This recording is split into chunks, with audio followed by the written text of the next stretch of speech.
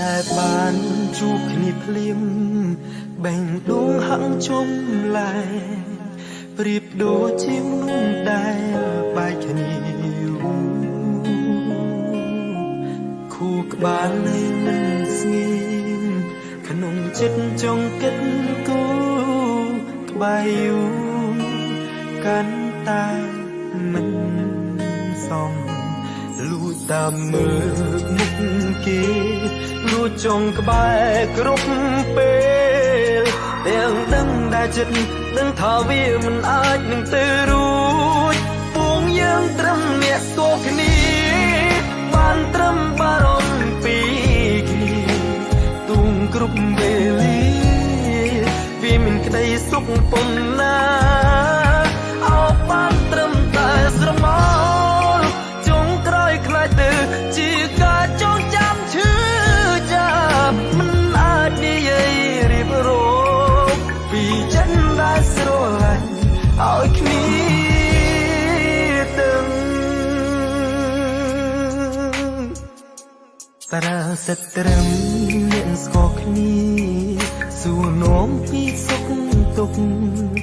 ពេលណាដែលជួបមុខត្រេកកិច្ចចេញហើយតទូស្គាល់ការពិតយើងមិនអាចស្រឡាញ់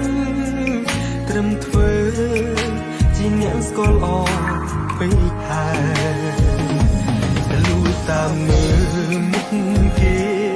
លួចចង់ក្បែរគ្រប់ពេលទាំងដឹងដែលចិត្តដឹងថាវាមិនអាចនឹងទៅរួចពួងយើងត្រឹមអ្នកស្គាល់គ្នាបានត្រឹមបារម្ភពីគ្នាទូងគ្រប់វេលាវាមានក្តីសុខប៉ុណ្ណាអោបបានត្រឹមតែស្រមោលចុងក្រោយខ្លាចទៅជាការចងចាំឈឺចាប់មិនអាចនិយាយរៀបរយពីចិត្តដែលស្រឡាញ់ឲ្យគ្នាដឹង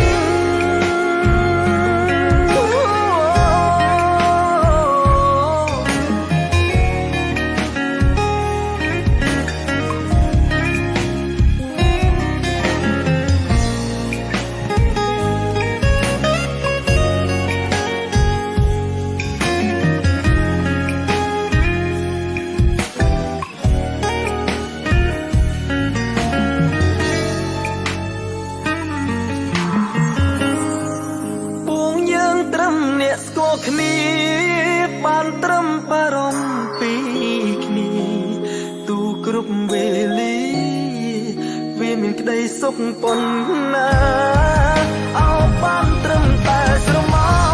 លចុងក្រោយខ្លាចទៅជាការចងចាំឈឺ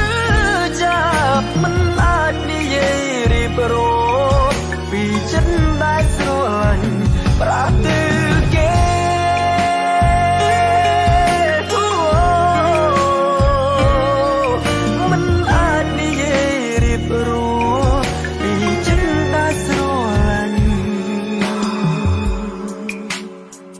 ឲ្យគ្នា